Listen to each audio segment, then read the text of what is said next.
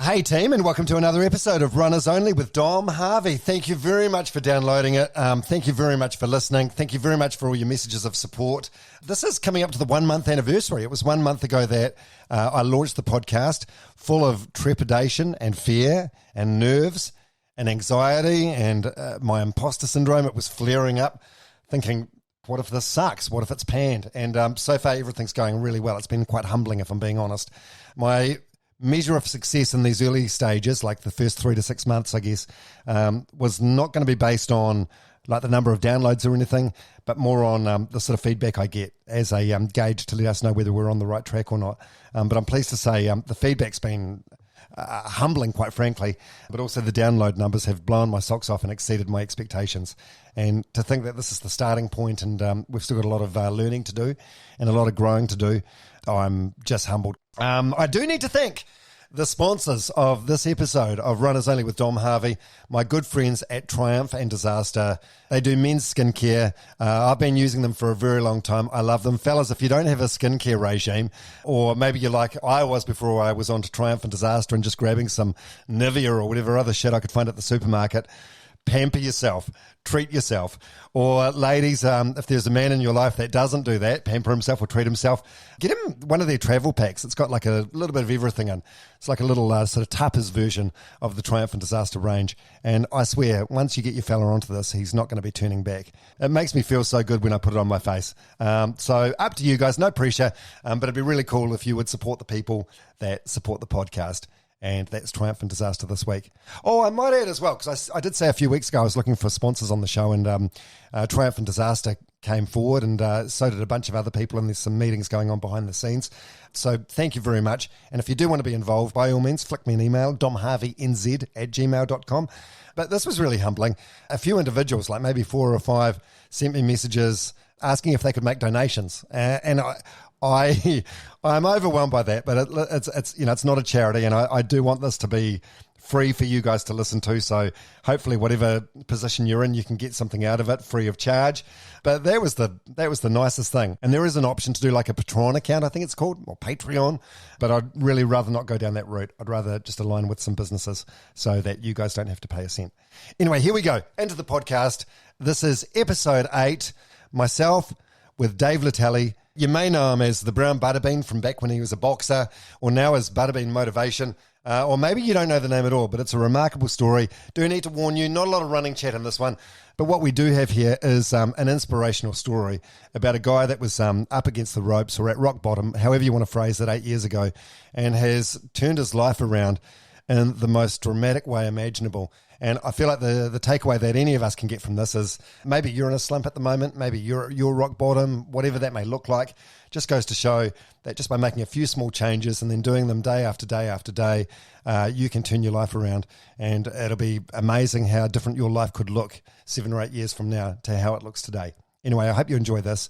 I certainly enjoyed sitting down with Dave Letele, and I hope you get as much listening to it. Thank you. Hey, runners only, yeah, let's get it started. Hey, this is runners only with Dom Harvey. Fast paced, slow and steady, anywhere you coming. Just wanna connect for everyone who loves running. This is runners only, yeah, let's get it started. Hey, this is runners only with Dom Harvey. Fast paced, slow and steady, anywhere you coming. Just wanna connect for everyone who loves running. Hey, runners only with Dom Harvey. Runners Only with Dom Harvey and Dave Letele, a.k.a. BBM, Buttabean Motivation. G'day, mate. How's it going? It's a.k.a. the Mighty Brown Buttabean. The Mighty Brown Buttabean. When I first met you, that's who you were. I was doing the breakfast radio show on The Edge, and we had quite a good relationship with David Higgins and Duco Events, and you came in, and I loved you immediately. Like I know it was shtick, and it was an act you were putting on, but you came in and you were big, and you were brash, and you were loud, and you were friendly. How much did you weigh then? That was at your peak, yeah? Yeah, so when I started, I was 210 kilos. I think when I had my first fight going in there, would have been about 170. Right. And what are you weighing now? You're sitting in front of me. You're a tank, like in the best possible way. Yeah. No, lucky you put in the best possible way.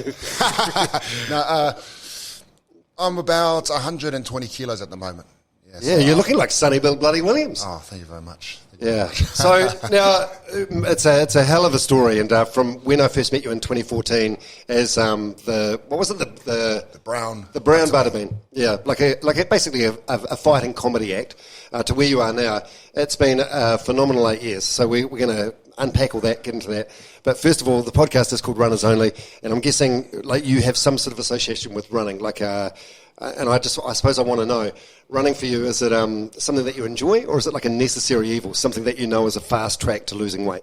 Yeah, no, me and running, like skipping, don't go too well together.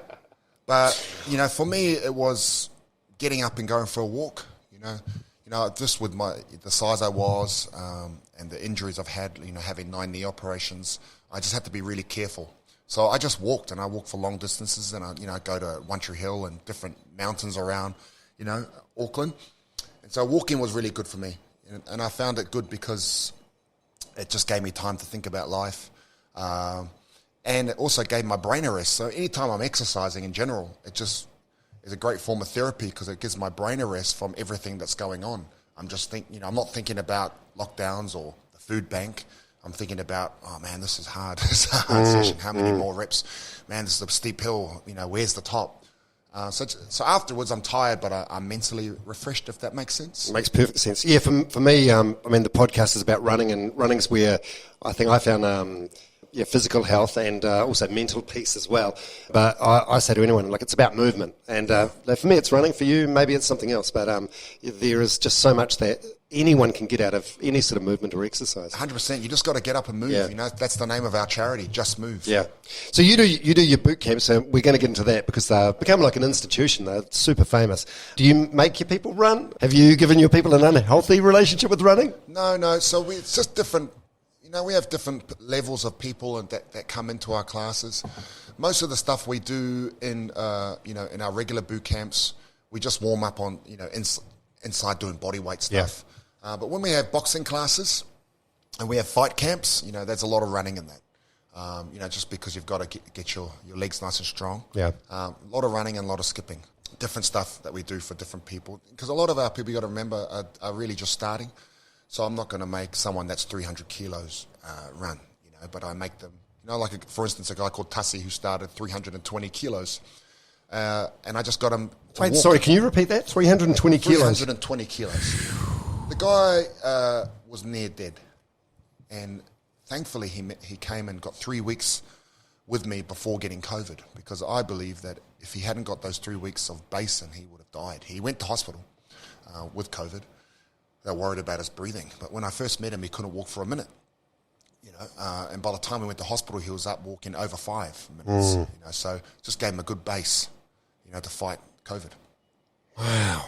How much weight did he drop in that 3 weeks? Because I feel like if you're at a starting point of that high, it's got to be real easy to drop. So he's lost 24 kilos so far. Yeah. We just started back this week.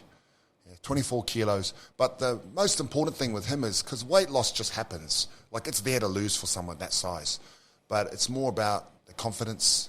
It's more about, he's, living life more now. And the other day we trained and he got down onto his knees after a set. And it shocked me. I said, because when I started, there's no way in the world he could get down to the ground and back up again off his own, So it was just amazing. Really? Why not? Why couldn't he get down to his knees?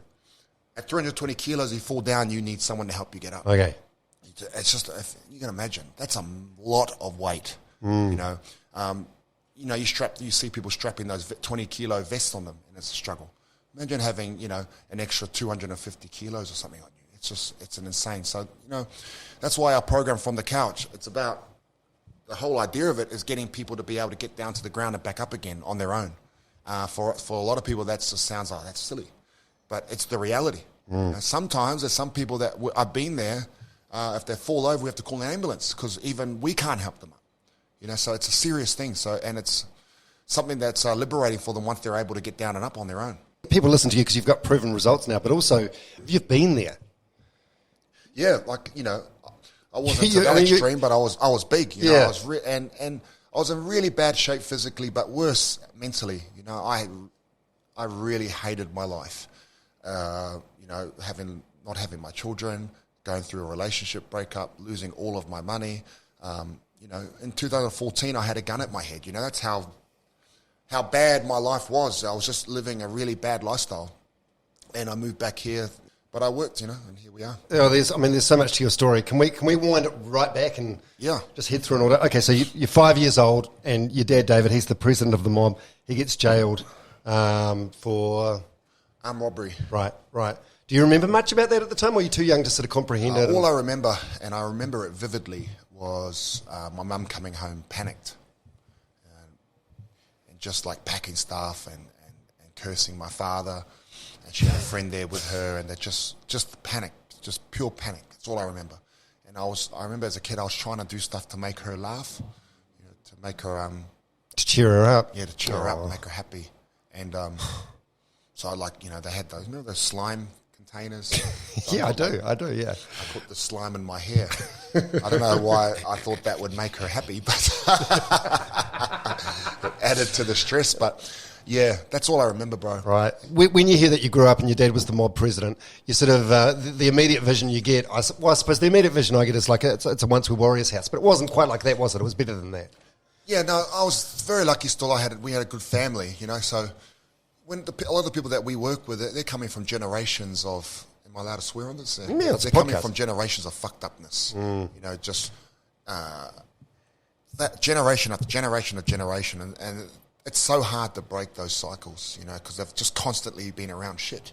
They've never had any role models or anyone being successful, so they don't even know what success looks like. Yeah. It's normalized to be, a criminal or be on the dole, and all these types of things. But at least with us, we had a good family. It was my father and my uncle that went off track. They were the ones that were always in prison and joined the mob. But we saw a lot. We did see a lot. We were around a lot of mob parties, and we were really growing up with my parents. My parents were only young when they had us. Yeah. My father, he come from a good family, but he was just a naughty kid. He burnt down his school when he was 9 years old, and then was made a state award. Ward of the state. Ward of the state at 9. For a few years. Yeah.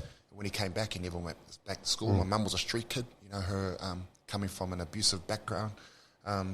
Moved up here and met my dad. I think when they were like 12 or 13. Yeah. But it sounds like you were a good kid, though, and then you finished school, you went to university, started doing an accountant's degree? Yeah, I went to uni. I think that's the key thing. I went there. I didn't. But you're obviously smart enough to get through high school, knowing from right from wrong, and getting the necessary qualifications to make it to uni. I was driven. Yeah. Because I hated being poor, man. I've never met anyone that likes it, but I really hated not having anything. But I didn't go down the route of, wanting to be a criminal. And my parents done well in my teen years to keep us away from it. Yeah. We didn't really have any idea in my teens, in my early teens. So I studied really hard. I went and I was friends with Dave Higgins, where I met him in school, him and his brother, and we were a bit geeky, and just. It surprises me. I want to get into that later. So David Higgins, he's like the boss of Joe Parker. That's probably what he's most famous for now. But he's an incredible guy. But he's super nerd, like you two. A very unlikely duo. Yeah. Anyway. Yeah. I mean, we're a motley crew of our. We had me, Dave, his brother who works here with us, and you thought Dave was out there. Wait till you meet his brother, and then we've got. We had an Australian guy that moved back here and an Indian. So that was us. That was our crew, and we're all still friends to this day. Okay, so you're at university studying to be an accountant, and that's sort of where you go off the rails. How do you go off the rails? What happens there? Yeah. You think I would have thought, like, for you, the high risk age would have been like secondary school. That's when you get in with the bad crowd. You're a grown-ass man. Yeah, and I found that I was in uni, did really well in school, and we went to uni, and we were actually... Everything come unstuck when my father, he got done for cultivating marijuana, and he had warehouses all over Auckland, and one particular warehouse in South Auckland, where I was actually working part-time. I had a couple of part-time jobs. One was at a video shop with Dave Higgins, and the other one was minding our plantation in Mangere. And that's where it come unstuck. And, I talk to a lot of at-risk youth, and it's this glamour, this gangster life it's just glamorized too much, and it's because it's not glamorous. And the feeling that I got when my mum called me and said, "Don't go to work today because we've been raided," it was a hard feeling. I was really scared, really super angry, worried for my mum, and really pissed off at my dad. And I was just thinking, fuck, I thought, what, man, we're just about to harvest. I was going to get some money. Fuck. It was coming up to that exciting time, laying in bed thinking, man, what am I going to buy? What kind of car am I going to buy? So, and then, then that happened, and I just went off track. I quit uni, I quit my job, and I ended up living in a tinny house in Mangere on Plumley Cres with my cousins, and it was a shit house. It was like a halfway home. It was just, we'd open it up to whoever wanted to stay there with our friends. Half the time had no power.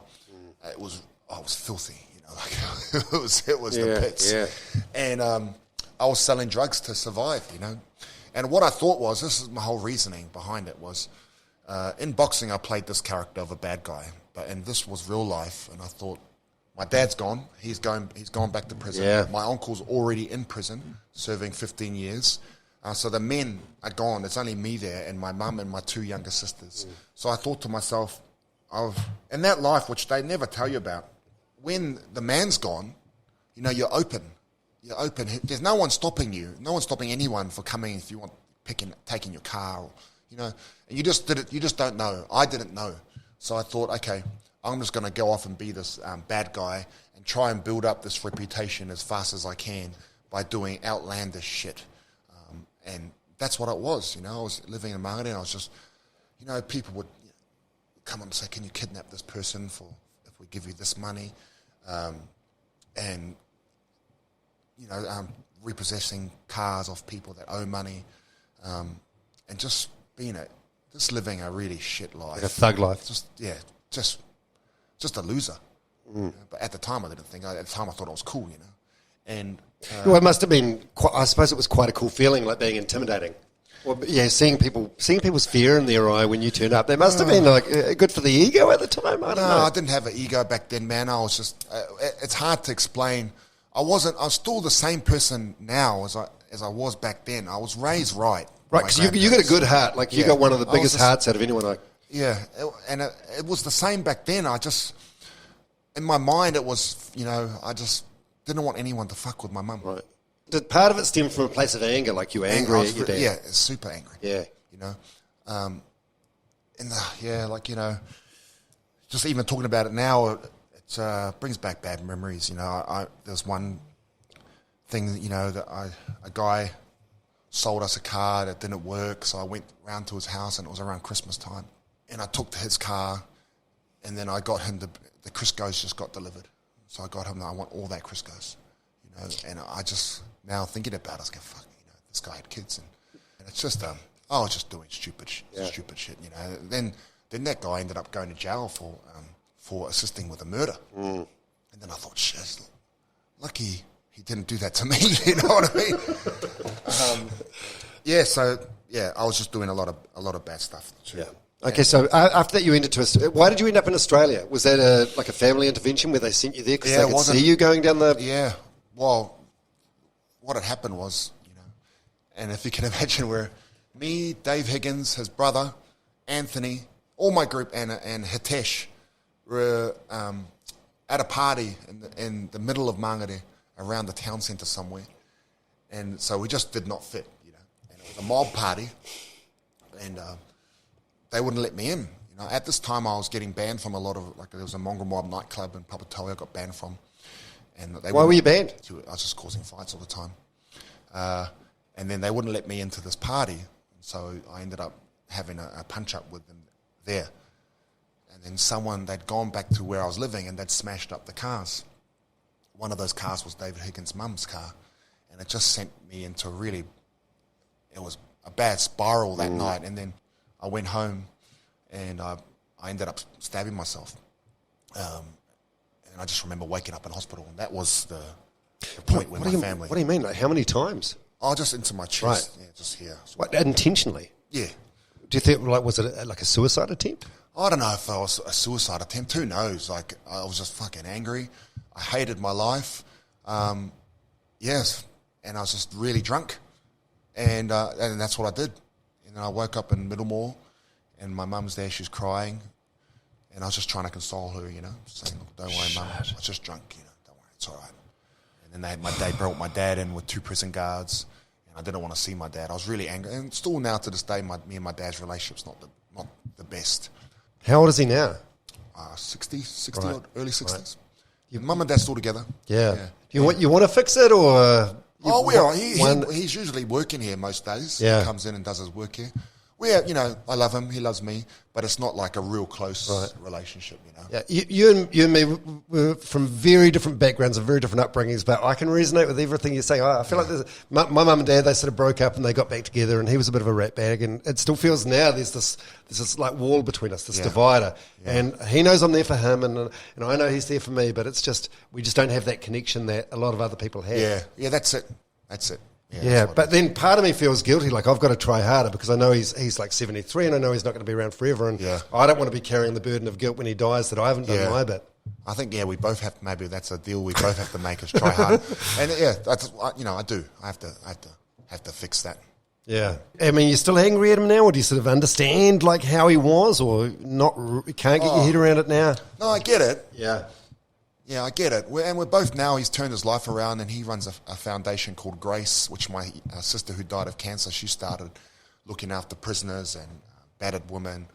So I get it because, when you're doing this type of work, your family time suffers. And so that's where me and him have arguments because we lost him to prison. Yeah, for many years. Yeah, and now, because of the work he does, he's not really around my children as much as I'd like him to be.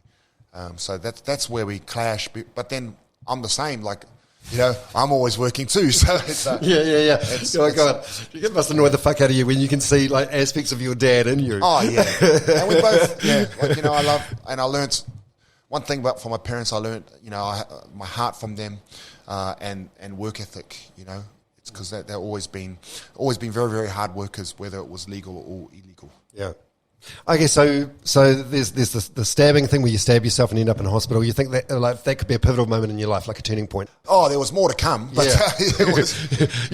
like you think that would be that would be like rock bottom, but it was still a long way from rock. So you end up in Australia after that? Yes, so I went to Australia after that and got my life back together. I ended up roofing for my uncle and lost heaps of weight, and came back to New Zealand when my father got. He ended up lucky he had a good lawyer, and served a bit of time, then got home detention.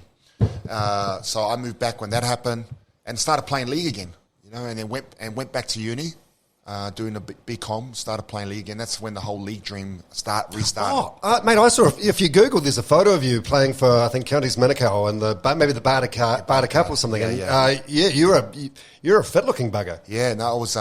I really loved league. Yeah. I tried. You good? I made schoolboy Kiwis, and I played for North Sydney Bears. I played in France. Chasing it, I was contracted to Manly. I really chased the dream, but I could never just quite get there. But for a few years it was everything. Yeah, quite a few. My whole 20s basically.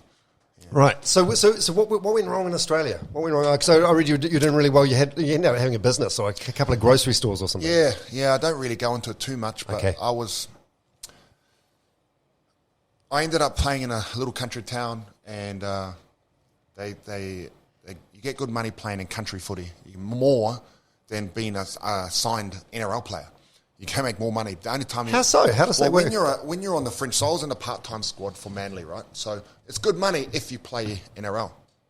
If you don't, if you're a fringe part-timer, there's no money. You still got to work. So I thought, okay, I'll just go. I can make good money playing in the country. And Cootamundra is where I played, and I got a job at a supermarket. And I just was working there. Had my 2 younger kids, and just working as a storeman.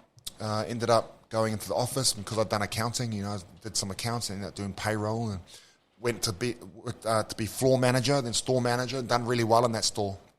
Got an opportunity to be financed into my own. And that's where things went unstuck because, you always see these athletes and celebrities who make all this money and then they lose it, and you go, how the hell did that happen? It's so easy, because if you're not educated how to handle money, and most of my people and my generation, people that I was with, we just weren't. We didn't have any money. We were never told. I think it's because, no one expects us to be anything either. Yeah. And so I just wasn't prepared. I had no idea what the hell GST was. Maybe I should have listened more in accounting. But You skip that class. Yeah, and income tax and all these things. So I ended up, I went hard at whatever I was doing, and I was just doing heaps of stuff, and I was no longer worried about training or my health, so I was gaining heaps of weight and owning a few different things, and always had a good heart and just supporting everything. But then it just all come unstuck, and that's why I say to parents, we got to be careful what our kids see, because although I never wanted to be like my parents and my uncle, I saw it, and when I lost my businesses, I could finally see what my dad would say. I did everything, all this stuff I did it for you, because that's exactly what I was thinking about my children. Yeah. It's okay, I'm not going to have any of my kids want for nothing. Material, it's always, we're driven by these material things, I want to give them all the best of everything. Whereas I should have just been happy to go broke again, but still have my family, but I wasn't. So I ended up going and diving headfirst into this criminal lifestyle. Right. Yeah, I've seen you. I've read a few interviews with you. I've seen a few interviews, and you just you do just sort of touch upon the surface of this, and you don't really go deep into it. Is it still too painful? It's one of those things that, with the passage of time, you'll be able to talk about it, but just not now. Yeah, it's painful, and it's some things you can't talk about because affects other people. It affects other people. Sure. And so it's something that I just want to. I talk about it when I do, if I'm talking to people off air. Mm-hmm. But when I'm online, I just got to be careful. But look, I was just doing really bad, stupid things in the name of my children. That's how, if you speak to a lot of gangsters, with children, it's all the same. I'm doing this for my family. When really it's not. It's selfish because all it does is take you away from your family. Yeah. And exactly what it did for me. I wasn't even living with my family anymore because, I was afraid someone would come and try and do something, to try and hit me. And I didn't want my family around. I suppose by anyone that says that, you can sort of use it as a tool to justify what you're doing. Yeah, it's exactly what it is. You're just justifying it. Yeah. I'm doing all of this stuff, but it's for a good reason. Yeah. And it's just not, and it ended up, I got held up at gunpoint, and that's where that life led me. Right. Yeah, it was shit. Yeah, it was crazy. What happens when you're held up at gunpoint? Like, do you? I think I'd legit probably piss myself or shit myself or something. Well, it's just lucky I just gone toilet. So. But are you? I mean, you're an imposing guy. Like, are you in the face of a gun? Are you scared or were you? Of course, it's not like the movies, where you going, guy, pull the trigger. I literally was on the toilet and I heard this. You legit were? I was on the toilet and I heard all the scuffling going on out and yelling outside. I went, fuck. Got up, opened the door, and there was a gun right there. And I went, fuck. It's just like, and it's like things were happening in slow motion. I was, obviously I didn't want to die. And so I'm just doing what they say. And the person I was with was trying to push back. And I just told them, just leave it. So they were, just searching our house. I think it was 3 of them. And then once they found what they wanted, they ran out. And I chased them. And I ended up being on the roof of their car, and I could just hear them saying, shoot him, shoot him. And for me, it's like a sign, that I'm meant to be here doing what I'm doing now, because how I'm not dead or in jail, it's the only one reason is because it was God's plan. And I'm not religious, but I do believe in God. And I believe that, that's the reason I'm here doing what I'm doing now. Yeah. Because there's so many times in my life, like there was fights that I've been in where, that's why I was never worried about boxing, because, there's... In terms of being hurt or being beaten. Because there's fights that I've been in when I've gone through these bad times where you didn't know if you were going to make it out. It was some real heavy stuff where you thought, geez, I could die. So I never really worried about the boxing thing. Well, I suppose boxing's not matter of life and death, is it? It's you might get humiliated or embarrassed. Yeah, it can be. You got to be. That's why you got to take it serious. Yeah. You know, people die in the ring, but it's different. You know, you got a ref there to pull someone off you. You know what I mean? Yeah. Wow. So then when does David Higgins? Is that the end of your time in Australia? Like when the shooting? Yeah, or how much longer after that did you get the lifeline? Wasn't much longer. So that was it. That was pretty much rock bottom. That was rock bottom, and I was sitting in a place and it was pitch black later that night, and that's why I say, you know, everyone again, this life, that life, where they talk about brotherhood and all this stuff, and you know, I just was alone. I had no one. I was no one around, you know, and I just was thinking. To me, I was thinking about retribution. That's what I was thinking. I'm thinking I'm going to go shoot this guy, you know, who I thought it was. And but I had a moment, just a moment of clarity, where again I believe it was God coming in and just planted the seed. And it was funny because the way I justified was, it's not his kid's fault. He's a dick. Yeah. You know? And that's what stopped me from doing something. Yeah. Because I was still a good person. Yeah. Just doing bad stuff. And I just thought, it's not his kid's fault. So that's sort of stopped everything. But I'd already rang my parents and I told them I need you to come get my family because I'm going to, you know, they were shocked because they didn't know anything was going down. And then, that, you know, and they thought I was still owned the supermarkets. And then Dave Higgins found out. And then he rang me, and it was around the time of the NRL 9s. And he just, you know, he said, look, why don't you come back? I'm going to get the boys together. You know, we haven't seen each other in a while, and I'm doing this big event, so let's come back. And I said, okay, that sounds good, but I've got no money, I've got no passport, and I can't fit an economy. And so he sent one of our other mates that lived in Sydney, he sent him some money to get me a 24-hour passport. So I went up to Sydney, went to the passport office, got it done, they paid for it. Got me a business class trip. But was that a line, or were you actually too big for an economy seat? That's a great line. It worked, so it was a great line. He thought I was lying because he knew that, oh man, he just thinks I'm cracking it now, so he's going to try and get a business class trip out of me. But when he saw me, he understood, and it was crazy because I was sweating just walking 5 meters, you know, and I was sweating bricks by the time I got to his car, and he just got his new Audi RS7. And he's got rid of that car now because he said it represented years of hedonism. And he's going, don't get in. I've got to put my seat back. I don't want you on it when I have to put it back. So, and sort of then, you know, and then we spent that weekend sort of, he was just really sussing me out, I guess, you know, just trying to find out what was going on the whole time he's running this event. And, you know, we're getting wasted. And it's funny because, you know, that was at Eden Park.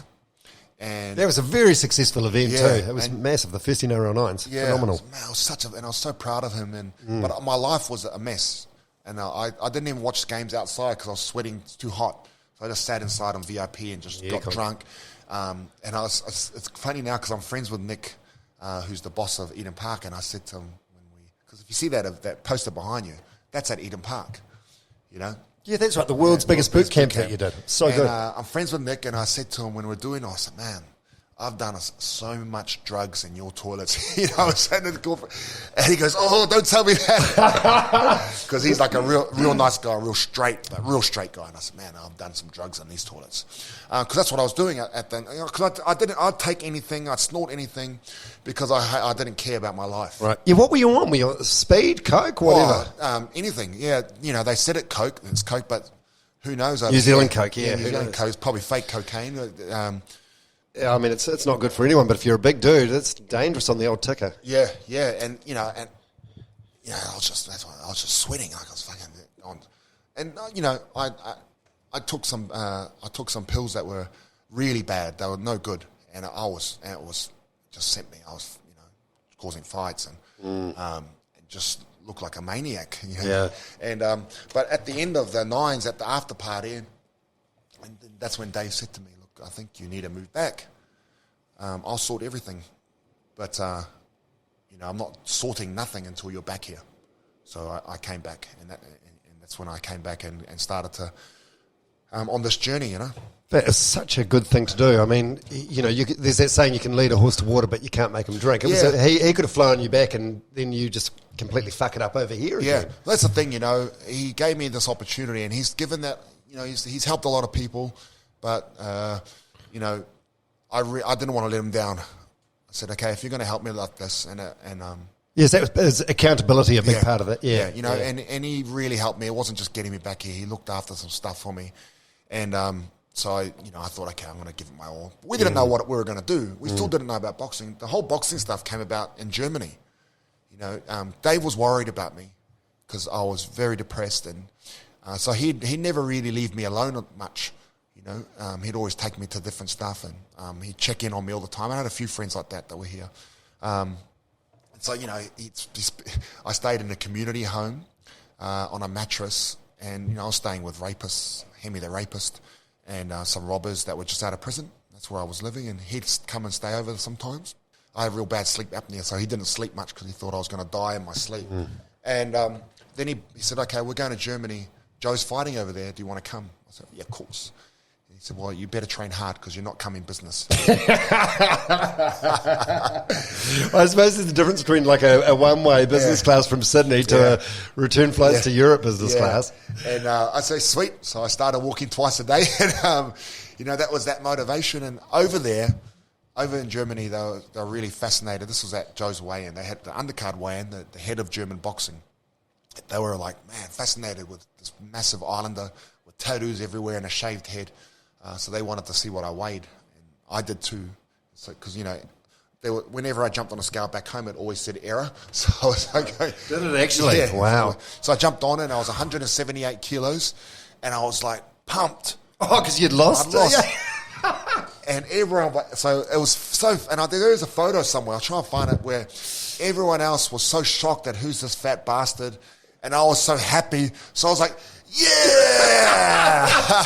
I'm the man on the scale, and all these people are laughing at me, and you're just doing what you see on YouTube, like a stereotypical arrogant boxer. I was like, I'll beat anyone. I'm the man. They can't no one beat me. And that's when that light bulb went off in Dave's head. Said, man, this is what you're going to do, because he saw the reaction. Because this is what you're going to do when you go back to New Zealand. We're going to roll you out, and you're going to be our next circus act, because they've had, I think, the dwarves. Yeah, that was at the time that Duco were doing dwarf boxing, reality stars, basically anyone that would they'll sell some tickets. If they could get past the SPCA, they probably would have had a human fighting a horse. Yep, that was them. And so that was me. I was their next circus act. We're going to roll you out. He said, we're going to roll you out before Joe. Well, hurtful phrasing, by the way. And I said, sweet, how much am I going to get paid? And it wasn't much. What was it, like $5 grand? $5 grand. Okay. And, that must have seemed like a decent amount at the time. It was big for me. Yeah. So I had no other ways. And I was on the edge of, to my sister Vicky, rest in peace, she'd be like, because I'd say, look, sis, I can't do this. I'm going to just go out and get back into that life over here and make money. And but she'd always say to me, just stay on this path. I can see something coming. I can see something. Just stay on it. Just keep exercising. I can see something. And this was long before anything, And then so we did it. I did the same thing I did in Germany, and people laughed at me. And then they put it on Crowd Goes Wild and in the paper. And then the hate started. It was crazy, because back then there was no real boxers like mainstream doing over here in New Zealand, talking like that, and especially not Islanders. So I was like, yeah, I'm the man. I'll beat anyone. I'm the toughest man. Can't no one beat me. The mighty brown Buttabean. And the whole way they got that name was Dave's brother Andrew. When I told Andrew, I said, Dave's going to put me on a card. I was excited, and Andrew scoffed. I go, fuck, what are they going to call you, the black Buttabean? Because there's that famous American white guy, dude, the big bald dude, Buttabean. Right. So Dave said, I like it, but we can't say black. We're going to say brown. You are the brown Buttabean. We're going to spell it with an A instead of a butter. And the whole premise was you're going to be the baddest. Do whatever you want. There's no rules. You do whatever you want. Cause as much chaos as you can. You only talk about yourself in the third person, and just cause trouble. And the Buttabean does whatever he wants. So that was the character, and I had Craig Stanaway. You remember Craig Stanaway? Yeah. He was the media guy at Duco for many years. Yeah, and he loved wrestling. Yeah. So he'll always funny story about Craig. Hopefully he hears this, but he was funny. We're over in Samoa, and he's quite a interesting character, Craig Stanaway. And he's really into, like, he's the man, you know. And we're over in Samoa, promoting Joe's fight. And he goes, you know, Buttabean? He goes, I've commentated X amount of Commonwealth Games. I've done X amount of Olympics. On one of the most highly decorated New Zealand, media personalities. This is a good impression. Yeah. He goes, but you know what my proudest achievement is? I said, what's that, Craig? He goes, you. He goes, creating you is my proudest achievement, so well done. And, unbelievable. That's Craig. Yeah. If you know Craig, you'll be laughing now listening to this. But he, you know, to his credit, you know, I listened to what he said. He loved wrestling, so he turned me into a wrestling heel. You know, and that's what. But no one could take it. You know, over here, you know, I was getting, you know, you're a disgrace to all our people. Some of my workers here were also my haters. not here in this room. Oh, well, because it's just not there yet. Because like what you were doing, it's as you said, it's an American thing. It's been done in wrestling for years. I think one of the best in the game now is probably Tyson Fury at it. Yeah. He does it better than. Is it just un-Samoan? I think it's just not in our culture. Where right. You know, where we are taught from a young age to be humble, and you know, but that's what the thing was. The most common message was, humble yourself, be humble. And my reply, humble's not paying my bills. Yeah. You know, and so, you know, I know I am a humble person, but I'm having to play this character because it's feeding my children. I'm sending money back. That's what I'm doing. And every fight I was on, I kept losing weight, and that's how we started BBM. Yeah. You know? And as I said, it was around this time through your association with David Higgins and Duco that I met you on my radio show. Yeah. And we loved having you in. You were great chat every time. Yeah. Did you look back? I mean, obviously that was a step in the journey to where you are now. So it was a necessary step. But do you look back now and you're embarrassed about it, or you're like, no, you got to own it. That's part of. Yeah, some of the stuff I watch, and it's like, but you did it so well. But you know, to me, it's like part of the journey, because you know, it got me used to speaking in front of people, and you know, now I get paid to speak to companies and at corporate events. You know, so it was all training for me. You know, everything that happened to me there was a reason, and the reason is because it's prepared me for now. And all these media people that I had to meet, you know, I've used them now in the context that I made to do what I'm doing now to help me now. Yeah. You know?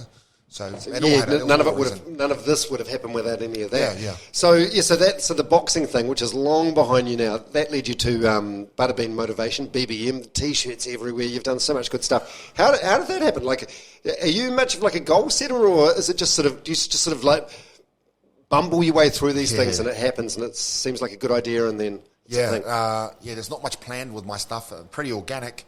But the way the thing happened was, so on every show I was fighting on, because Duco kept me on because of the stir that I was causing. You sold tickets. Yeah, sold tickets, and I was just like, man. So I was doing more and more outlandish things. One thing I understood was, I understood that Joe Parker is the main event. Yeah. And if I'm to make the news, I have to do real stupid stuff.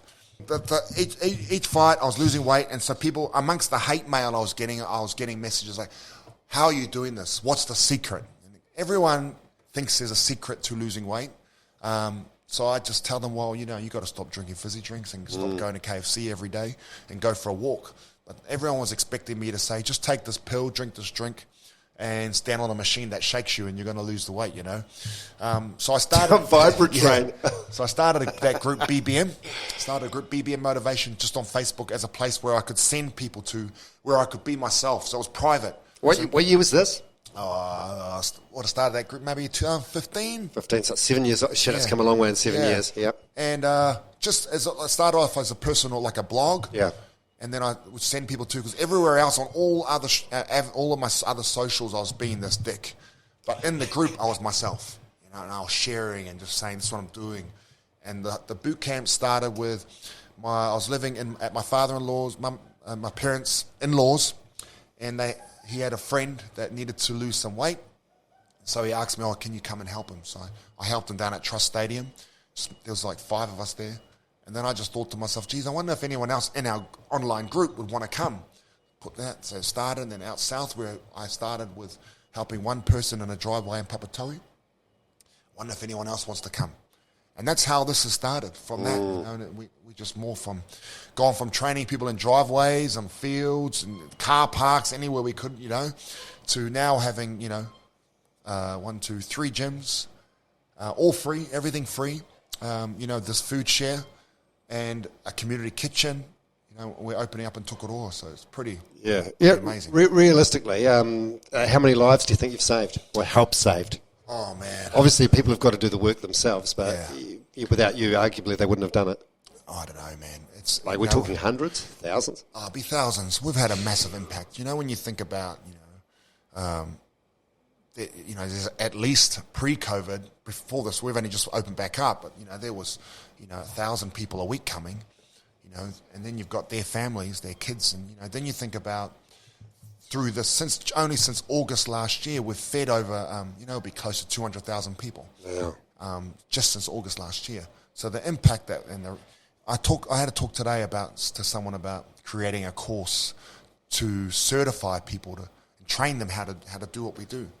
And he put it really well, he goes, just that pebble you threw out, which was a free boot camp for one person, the ripples it's caused, and something that I need to do is just go back and look at that and unpack it, and put it all down, so we know, this is what all these things that have happened, from that one pebble.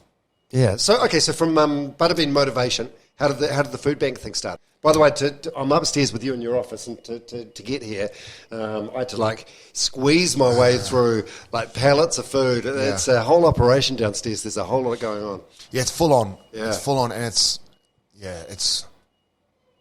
tough. We started the food bank. It was really, our attitude is, and the way I live my life is, if I can help, I will. That's the way I live, and that's our BBM value.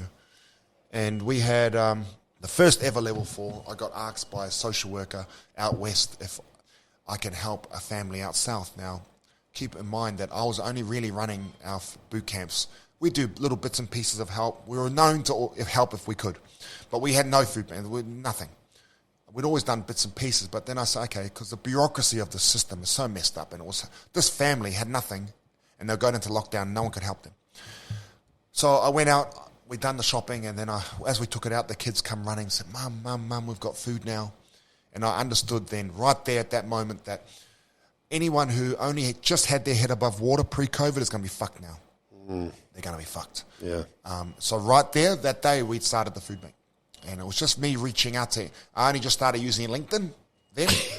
And I started, because someone told me, a young guy was telling me, man, are you on LinkedIn? Oh, I am, but I never use it because that's where you need to be. Yeah, 100%. That's where all the the CEOs and the people with money are. And I said, really? So I started posting there, and then I started searching who's the boss. And the first person I reached out to was Chris Quinn, and he's the boss of Foodstuffs North Island, who's one of our biggest supporters now. Yeah, great. He was the first person I reached out to, and it's just snowballed from there into we. But I never wanted to do it. I didn't want to do a food bank. It was mainly, that's why I call it a food share now. But I mainly just had it there while we're in lockdowns. And then when we went through that real good period of being out for ages, we only had it operating in the background. It wasn't really doing much, just not advertising. It was just in the background. And I started the community kitchen. And that was with Leo Malloy, who helped me to raise the funds and outlaid the initial money to build it. And that was, I wanted to educate and give my people a hand up. Yeah. Teach my people how to shop healthy, how to cook healthy, how to prepare, all this stuff, which we still do now. But then we opened it, maybe a few weeks later, the long lockdown happened. Boom. Did it, and then we just scaled straight up. Because we're very agile. We're not like lots of other large organizations that take ages to do it. The next day we done a couple of thousand lunches. The next day, the first day of lockdown. And then we just started getting so we turned my gym into a food bank. Started getting all the stock in. It was just massive. Like our whole gym in Manukau was filled with food. And then as we're going, because it was going for so long, I thought there's no way we can just stop, once this lockdown. So I just went out and we got a lease on this. No funding. we didn't have any funding to do this. There's no way of paying for it apart from me paying for it myself. But I always, just got to make the moves and do it for the right reasons, and you always get support. And now we're here, it's a purpose-built, food share, a food distribution center. It's massive. I do worry about you taking too much on and spreading yourself too thin. Is there enough Dave time? You know what I mean? How's your time management? You get enough time for yourself, enough time for your family? No. And that's. Do you recognise? Is that a problem? Do you recognise it's a problem? I do recognise it. And people say to me, why do you have to try to spend time with the family? What? I said, it's not that I don't want to. I said, but it's hard because I try. Like now, I'm trying to have at least one of the weekend days for my family. But it's hard because if you're getting a message, that's why I don't go into my messages. The team look after it. But if you get a message from a mum who's got nothing on the weekend, can't ignore that. How am I going to just leave that? So. But like I'm lucky. I've got an understanding wife, and I bring my kids here because I want my kids to understand how lucky they are and how blessed they are, and that there's lots of people out there doing it really tough. So my kids come in here and help us pack boxes on the weekend, and we'll do deliveries to people. Sometimes it's easier just to give them money. If I can't come back out here and pack a box. So. No, there's not much me time, and there's even less family time. Jeez, That's a hard thing. You must sleep well at night, though. When your head goes down on the pillow, you must sleep well. Yeah. I sleep. Yeah. The hard thing, bro, is I'm focused on so much different stuff because we've got all the community stuff. Then I've got, the corporate stuff I do with wellness programs and speeches. And then I've got the thing that makes me money is my online fitness app. So I've got to focus on that, and then I've got all the social media stuff I've got to keep on top of, because that's how people know, and that's our profile is social media, so there's heaps of different stuff I've got to focus on. That's the hard thing. So when I get home, then I've got to do all my app stuff, so it's not when I get home, it's not just time that's, okay, I can relax, I still do all my work. Right. Well, if that's the way you make money, how can we promote that app? How do you promote that app? If people want to have a look at it and see if it's for them to sign up, what do you... Just go to bbm.fit, and so not only will you be supporting us like $1.20 a day, you support us, but it's also, you'll get fit and healthy. Yeah. Because it's got meal plans and workouts, stuff like that. Yeah. So I've had that since 2016. And that's how, because I only started getting funding like last year, for my health stuff, late last year for the health programs. The way I've been able to keep it free for so long and still have my family fed and still do well is from the app. That's the only way. Okay, so that's like your income. That's my income. Okay, plug it again. What's the... bbm.fit. Yeah, guys, please, I'd urge you, check it out, have a look at the different pricing plans or whatever. If there's something there that interests you, definitely consider it. Hell, even if you're not going to do just any donate. of it. Sign up and forget about it. Cancel it in a year. Okay, if you had to write down Dave Letele from BB, like 2 lists, all the good things you've done in your life and all the bad shit, I feel like the good would way outweigh the bad now. Would that be fair to say now? Yeah, or definitely. Do you feel the same way? Yeah, definitely. Yeah.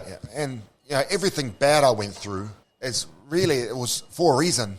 It was so I could be prepared now to do, because we help so many different people, from business people, chairmen, CEOs, to people struggling to get off the couch, to people struggling with work.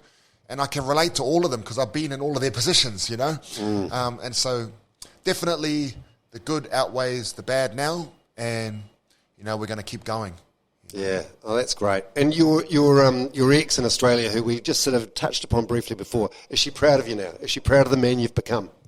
I'd say so. Yeah. Yeah, I know it sounds like you let her down, and it sounds like you still beat yourself up about that. But you've done some great stuff. Yeah, I let a lot of people down. She was one of them. And my children, and it was what I would use.